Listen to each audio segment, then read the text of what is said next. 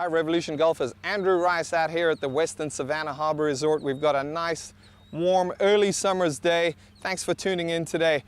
I wanted to talk a little bit about tempo in the golf swing, and so often, anytime I mention the word tempo and how, my opinion, I'm sure many of you have heard, is certainly we've got to pick up the pace. People will bring up some of the LPGA players, some of the Korean-born LPGA players, or somebody who has a very slow, smooth tempo in their golf swing, and they tend to take up a lot of time. Well, my response is this.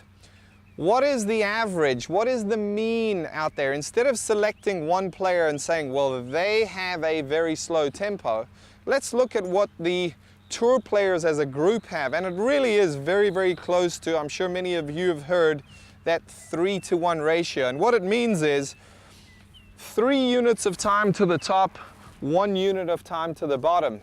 And some of you are not quite sure how this feels.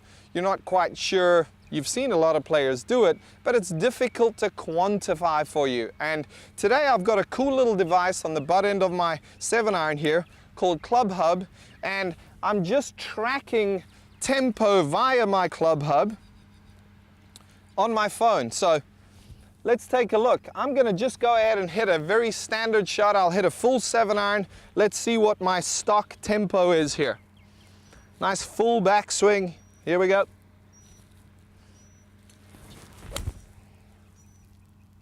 I'll take that any day.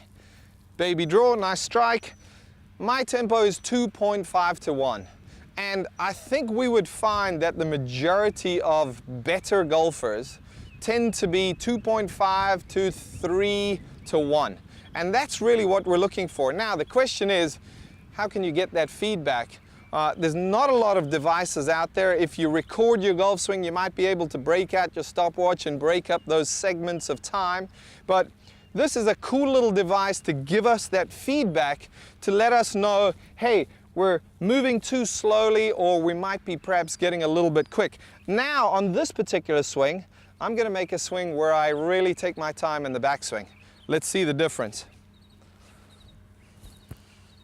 So I've been reading all the articles about low and slow. Here we go. Very slow. And then I'm going to try to hit it. And 5.2 to 1.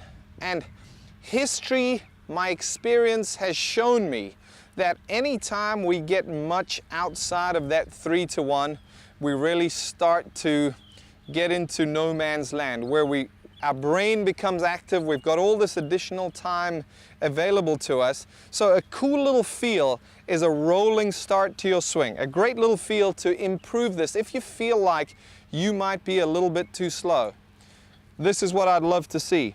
Just some practice swings where you're going to start the club forward, back, through. Start the club forward, back, through. Start the club forward, back, through. And even if you wanted to make consecutive swings,